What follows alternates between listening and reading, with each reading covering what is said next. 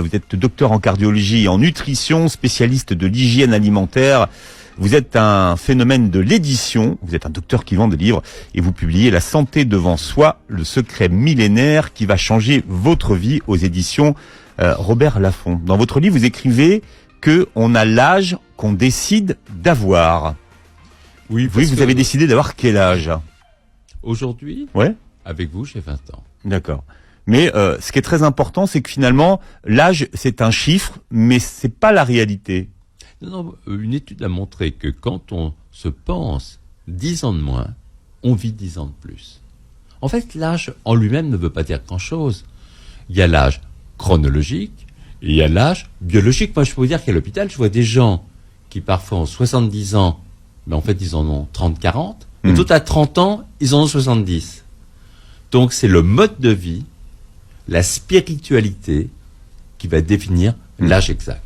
L'âge biologique est plus important que l'âge chronologique. Ça, il faut le savoir. Ah oui. Si on est vieux dans sa tête, c'est foutu, quoi. Oui, parce que vous allez vivre comme un vieux. Et vous savez, on est comme des montres automatiques. On se recharge dans le mouvement. Et ce qui va faire que vous êtes... Les jeunes bougent plus que les vieux.